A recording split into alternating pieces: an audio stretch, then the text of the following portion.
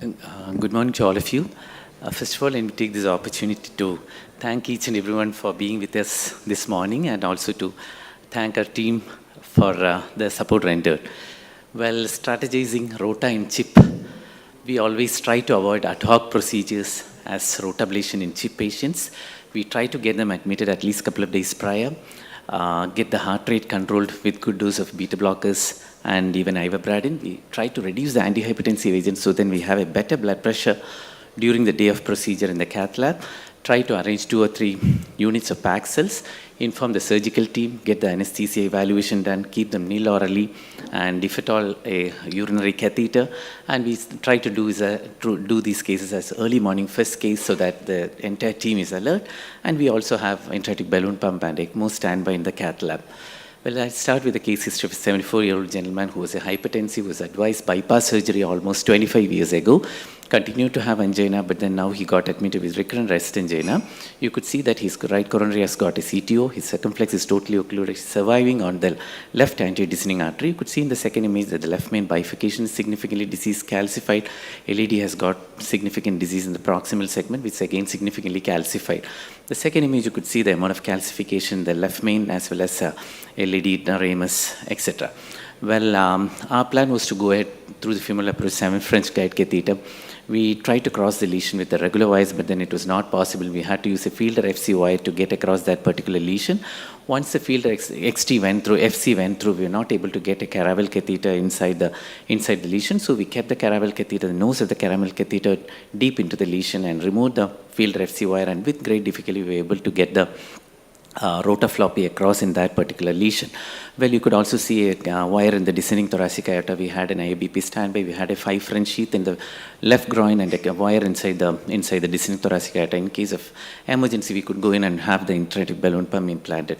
Now, we started off with an 1.25 millimeter bar for rotablation. Generally, a single surviving vessel is a contraindication for rotablation. However, in these situations, single surviving vessels, we try to do something known as a gentle rotablation. We try to use a step-up bar approach. That's we start off with 1.25, then graduate to 1.5 or 1.75. We just keep pecking not to push hard against the lesion so that the chance of slow flow could be significantly reduced. We try to start off with 160,000 RPM, stick on to it, but then there are situations wherein we'll have to go up to 200,000 RPM, and we also try to do short duration runs, less than 15 seconds, and have a much more breathing space between the runs. So we typically wait for 1 minute to 1.5 minutes before we go for the next run. So here in this particular situation, we started off slowly with 160,000 RPM, 1.25 bar.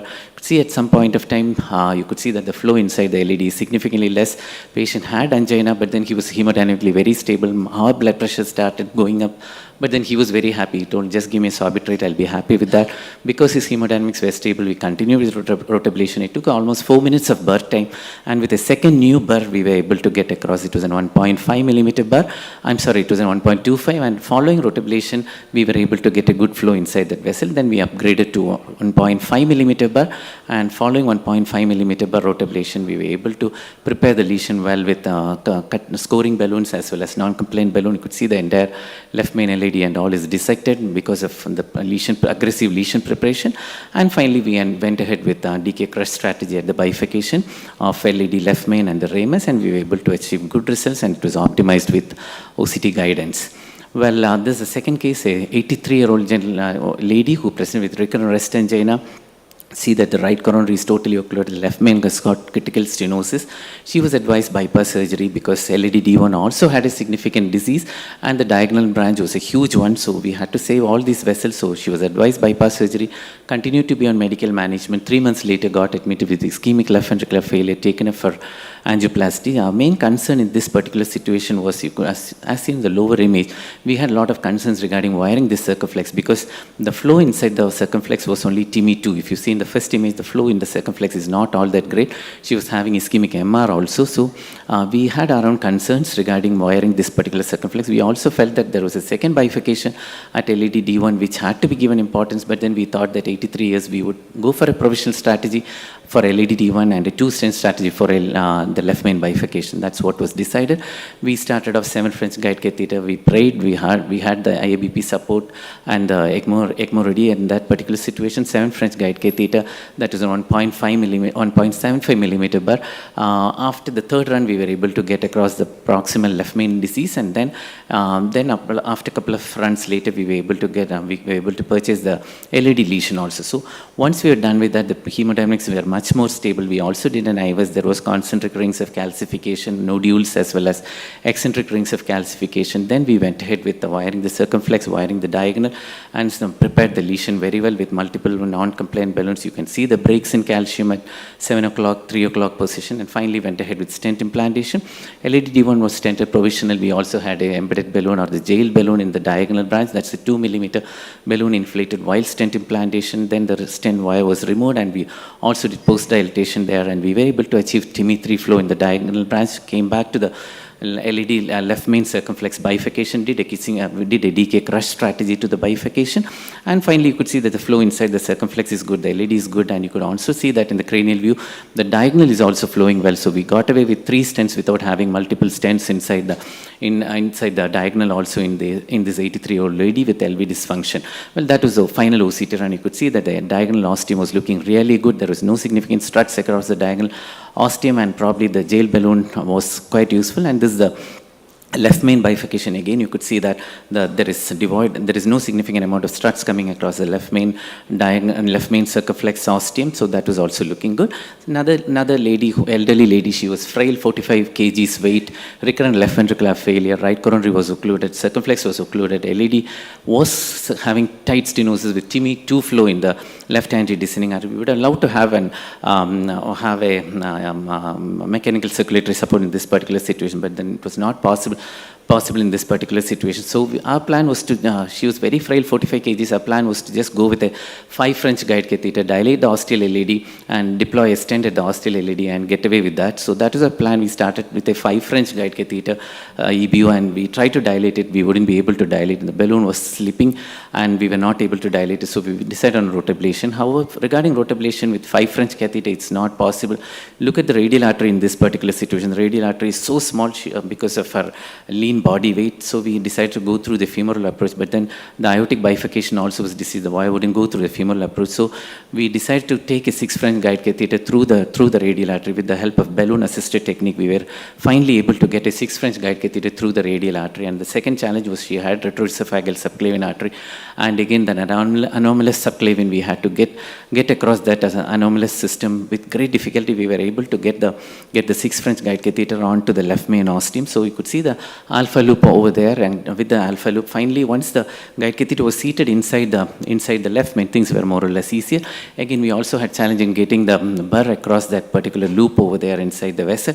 With the activated burr advancement, we were able to get the burr into the left main, and finally we did rotablation and then did an IVAS evaluation. You could see the amount of clearing of the polishing of the calcification with reverberation seen in the IVAS run. Finally went ahead with stent implantation and achieved TIMI-3 flow in LAD, and RC also was flowing well. So just to convey that during chip procedures, access might be at times challenging. You might not be able to use any mechanical circulatory support like an IABP or an impeller, and you might have to modify your access to achieve better outcomes. This is another 68-year-old gentleman who had severe interstitial lung disease. He was not a candidate for bypass surgery, had recurrent ischemic left ventricular failure, a tight stenosis, calcific stenosis of the circumflex ostium, dominant circumflex, and LAD is also significantly diseased. This was a calcified bifurcation of the left main. First image, you could see that there is significant calcification of the left main bifurcation. You can also look at the lungs. The lungs were significantly diseased, couldn't take him up for a bypass surgery, so that was the reason why he was taken for a procedure. Need to rotablate the LAD as well as the circumflex. Which one do we rotablate first? it's always mentioned that the easy to wire first. If you find it easy to wire the LED, it's always better to do rotablation of LED, so that while doing a rotablation of the circumflex, in case some untoward event happens, you will be able to wire the LED with ease. So we started off wiring LED and 1.5 millimeter bar at 180,000 RPM. Then we wired the circumflex again 180,000 RPM. We were not able to get into the circumflex. Patient had slow flow inside the circumflex artery, bradycardia. We had the temporary pacemaker inside the IVC that was pushed in the right ventricle. So following AV block, we had to finally increase the RPM to around 200,000 RPM, and finally we were able to get across the circumflex ostium. And once we were able to purchase the lesion, you could see that the flow inside the circumflex has significantly improved, and the AV block improved, and finally we went ahead with the DK crush technique of the bifurcation, and that was the final result that we could achieve, and it was optimized with optical coherence tomography. So the message would be, if you have a bifurcation, always do rotablation of the easy to wire vessel first, and every time you do rotablation for the dominant circumflex, it's always good to have a temporary pacemaker support. That's another 87-year-old gentleman, CKD, creatinine around 2.8, recurrent rest angina, severe LV dysfunction, and creatinine clearance of 1.5. This was an angio done from elsewhere and came to us for an intervention. We decided on an ultra-low contrast angioplasty. You could see that there is significant calcification of the left main LED. We started off through the femoral approach, 7 French guide catheter. These were the two images that we could do during the procedure. The contrast injection was only this much, and during the stent placement of the left main ostium, we took another 2 cc contrast. That was the amount of contrast used for this procedure. You could see that there was significant calcification, 7 French guide catheter. We did rotablation of the LED first. It was a 1.5 millimeter bar, and then took the wire into the circumflex and did start a rotablation of this circumflex. We decided on 180,000 RPM, but then we were not able to get into the circumflex. The guide catheter would back out. In the second image, what you're seeing is the guide wire has come out, repeated rotablation. The guide wire, the burr wouldn't cross, the guide wire came out. So what we are trying to do in the second image is, on dyna mode, we were trying to press the brake defeat and push the wire across, so that the wire which has come more proximally would go into the distal vessel for rotablation. So the wire was positioned distally, and then we had to increase the speed to around 200,000 RPM, and at 200,000 RPM with gentle push, a judicious push into the circumflex, we were able to get in the circumflex, did rotablation, and finally once we were done with the rotablation, went ahead with DK crush. That was the IVS images showing the amount of calcification there. Went ahead with DK crush technique, and finally we were able to achieve a decent result. And the amount of contrast used was less than 30 ml in this particular situation, and there was no significant elevation of creatinine. The patient did well thereafter, and his creatinine is around 2.5 or so for the last 2 years. He's doing well. The message would be, in chip rotablation with CKD patients, probably ultra low contrast would be a reasonable option in most of these subset of patients. Then this is another patient who had an inferior myocardial infarction, disease of the left anterior artery also. You could see that this was a totally occluded right coronary artery, and it was attempted at a different place. They were able to wire it without much of difficulty, but then the balloon wouldn't open up over there, and however they were able to achieve good flow inside the right coronary artery, and was referred for rotablation. He came to our hospital. We thought that we would keep him on tirofiban for around 12 hours and then take him for a rotablation procedure. So 12 hours later, we took him for rotablation. We were surprised to see that the vessel TIMI3 flow, whatever was achieved, was totally occluded, and there was huge amount of clots there at the ostium. We're not in a situation to thrombolize this patient. So with that sort of clots there, we decided that we'll go ahead with rotablation. And you could see the temporary pacemaker wire there. In the past, we were all concerned regarding putting in the temporary pacemaker wire in the free wall of the right ventricle. Nowadays, learning from the EP colleagues, we keep the temporary pacemaker wire in the septum, so that the concern of perforation is absolutely not there at all. So nowadays, we wouldn't keep the pacemaker wire inside the inferior vena cava. We would keep the pacemaker wire inside the right ventricle in the septum, so that chance of perforation would be significantly less. Then 7 French guide catheters.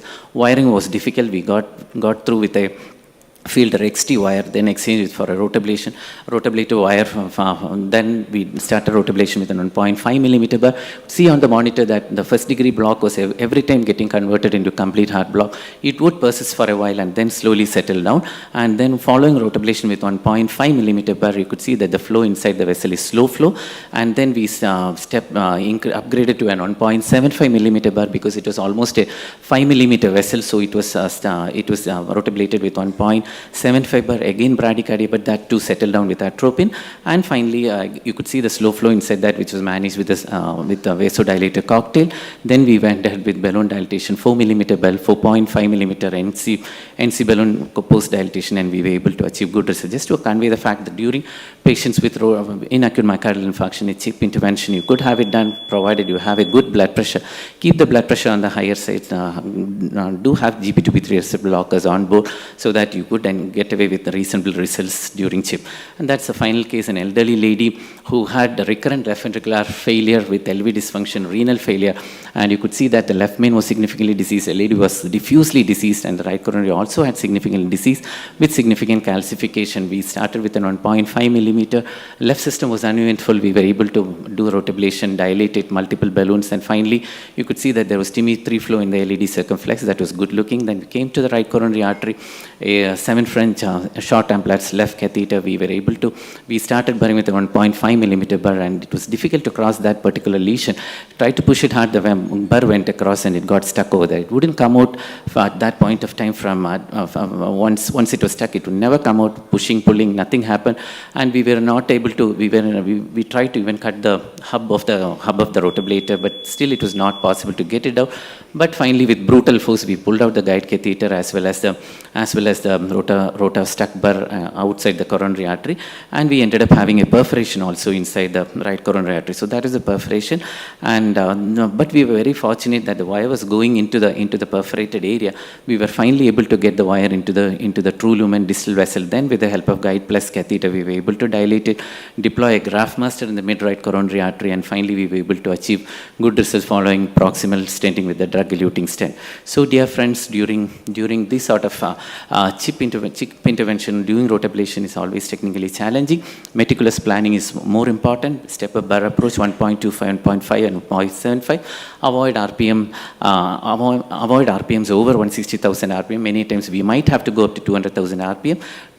Prevent drop of RPMs. Short runs would be preferable. Wait for at least a minute so that you have a breathing space for the coronaries before you start running. Burring the next time. Never stop the burr beyond the lesion, and plaque modification is always better rather than going for aggressive rotablation and instead of debulking that. And in closing, dear friends, meticulous planning is involved the entire team, the surgical team, the anesthesia team, modify rota techniques, try to do gentle rotablation, do not be aggressive, reduce the contrast agent, imaging for most of the patients, avoid peri-procedural bleeding, and be equipped for managing complications. Thank you so much. Thank you, Deepak. Excellent cases as usual, and your talk is very appropriately timed. Dr. Samin has joined. He is a world-renowned expert in rotational atherectomy. Dr. Samin, welcome to Kochi for this meeting. Right. Yeah. Two short questions to you. One, you have one case, the one before the last one, a lady with severe LV dysfunction and long lesion in the lady and the RCA, and you have done a rotational atherectomy. One problem in chip cases, especially in acute coronary syndrome, no reflow phenomenon is something which we are afraid of. Sometimes it may be catastrophic. So what are the steps to avoid that if you are going with rotational atherectomy? Now we have a good choice of using IVL in such situations where the no reflow is less. Second question, in circumflex, you have done difficult circumflex, heavily calcified lesions, difficult to cross the burr, but you have gone to 200,000 RPM. And then it has courses. So the strategy was increasing the RPM to a higher level to cross that. Dr. Ajay Swami has shown his technique of, circumflex is challenging, especially its origin is subnormal, retroflex. It will be difficult. We started using the guiding catheter, the guide support catheters like GuideLiner or GuideZilla, and then go for that. It helps. So that's one challenge. And what are your choices? And then I would like to get Samin Sharma's opinion also towards the lab. Deepak first. Yes, sir. So regarding the second question regarding the circumflex ostium, we tried all the options. Low, we start off at 160,000 RPM, then go up to 180,000 RPM. And ultimately, at no option situation, when we find that it's not crossing, we just keep it burring at the ostium, like what Dr. Ajay has mentioned. So it doesn't cross. Ultimately, we had to increase it to 200,000 RPM at that point of time. And we also had a gentle push, a judicious push, so that it crosses into the circumflex, because it was a time-consuming. Patient was becoming hemodynamically unstable. So that was the reason why we had to go up to 200,000 RPM. And many a times we had seen that in circumflex ostium, when it's heavily calcified, we might have to go at high RPM so that it crosses into the circumflex. That's answer to the question number one. Then regarding the first question regarding how to prevent slow flow, this patient, this elderly lady, she had severe LV dysfunction. She was intubated. We had to, we always try to make sure that as Dr. Ajay has mentioned, the pulmonary artery pressures are reasonably good, so that we try to diurese them properly, make sure that the inferior vena cava is not significantly congested. On the table, we have a central venous catheter assessing the right atrial pressures, and try to start them on inotropic vasopressors so that the BP is also on the higher side prior to the procedure. So try to manage the hemodynamics with proper diuretics and a reasonable CVP. Then have a good blood pressure when we start off the procedure. And then, as Dr. Ajay has mentioned, we try to rotablate segment by segment, 10 millimeter, 10 millimeter, 10 millimeter, and at low it's again always done at 160,000 RPM. And we also make sure that it's only 15 seconds burring rather than a lot of burring. And we always wait for give a good breathing space for the coronary so that we could try to avoid slow flow during the procedure. Will you use a small size burr size, or will you go with the usual size? Sir, again depends on the amount of chunk of calcification, and if you feel that it's a significant amount of intimal calcification, then probably start off with an 1.25, otherwise 1.5. Thank you. Deepak, there's only one question to you. You principally told that the blood pressure should not be reduced. But if the patient is hypertensive, definitely you have to control the blood pressure. Otherwise, chance of hemorrhage is there. In my experience, 40 years experience, I got the 2% hemorrhage. If I am not able to control the blood pressure, GTN is sufficient to control the blood pressure at the level of 130, 140. Second question, you had one case, the triple vessel disease and calcium and perforation there with some CKD. How will manage the patient? Patient on the dialysis? Apart from hydration, you see, if the ejection fraction low, that case is the hydration is a controversial. What is your opinion in that case? So what was your first question? The second question. Yeah, second I got it. Yeah. First question regarding the control of the blood pressure must be there. Yes, sir. Yes, sir. I would agree with you. Sir, all these patients with left ventricular dysfunction, we try to keep them on good dose of ARNI, and so then the blood pressure tends to be on the lower side during admission, BP of 100, 110, but then we wouldn't want to have a blood pressure of around 100, 110 during the CHIP procedure. So then we would try to stop these sort of BP lowering medications a couple of days prior so that the blood pressure is at least 130, 140. I was not mentioning about having a very high blood pressure during the procedure. Rather than having less than 3-digit numbers, we would prefer to have a reasonable blood pressure. So that's the idea of reducing these sort of medications that would reduce the blood pressure at least 2 days prior to the procedure. And then regarding the role of dialysis in renal failure patient, we would always leave this particular decision to our nephrology team. Yeah. Thank you, Professor.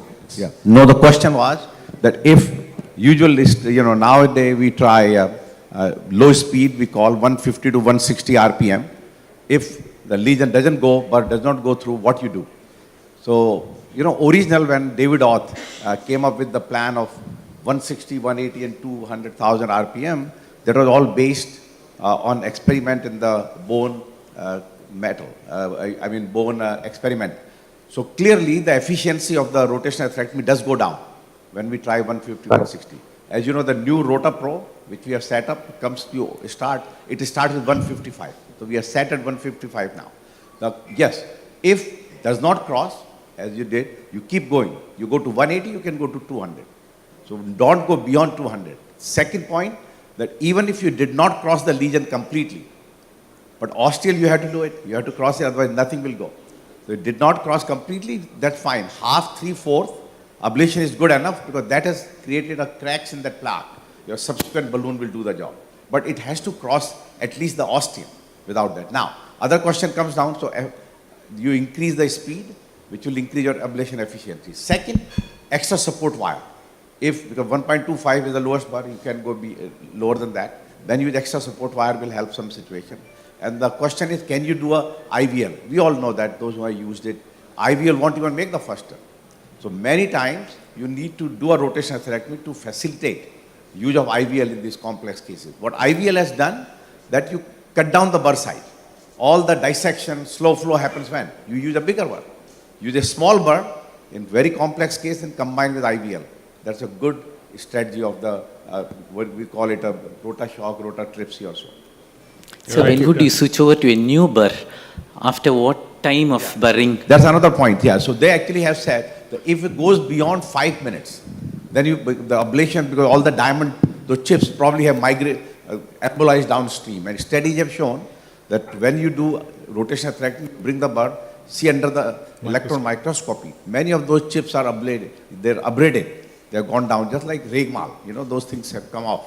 And therefore, after 5 minutes, if for some case, I think rarely we need that now, but 5 minutes is the total ablation time, whether 20 seconds each time, so you have done at least, 5 minutes is a long time basically, but about 12, 14 times have done, then in that case you have seen some progress, then you go, you change the burr after 5 minutes of ablation. Yes. Right, and Dr. Shamin Sharma has shown that those diamond chips are actually deposited in the liver. So if you do the liver biopsy, you can see those diamond chips. Now, we are moving beautiful cases, really amazing cases, but we are moving towards a new paradigm where a hybrid approach like roto, shocks, roto laser, etc. I did not see a single case where you have used this concept, and second is half rota, like as he was mentioning, that your rota may not go, but it does alter the calcium to some extent so that the next device or next plaque modification, calcium modification device does act. So new concept, another new concept, suppose you have this LED where your rota you are struggling, if you put the IVL in the LED, actually it hits the neighbor, it hits the neighbor's door. That means your shock wave actually can modify the calcium in the circumflex ostia. Like CTO, if you put the IVL in the diagonal, that can alter the CTO of the LED, mother LED. So you can have this kind of combination, but amazing cases. Thank you very much. Yes, sir. Regarding this preparation, I would agree with you. I've shown all the steps only till rotablation is completed, and then regarding the lesion preparation based on balloon-based, it's always NC balloons or cutting or scoring balloons or IVLs in few situations. Again, cost is always an issue, so IVLs in less number of cases, but then we always try to go ahead with a cutting or a scoring balloon. Dr. Davidson, you are doing this for all the complex cases. Very wonderful. My question of that chance of rota entrapment is there. How will you manage in your technique? What is your technique in your lab? Rota entrapment management. Thank you, Mantusha. Now it's up to time. We are just finishing with Okay. You have any comments on that? I think a wonderful talk, Deepak. Thank you so much. We had a very nice session with a lot of important topics. Thank you all.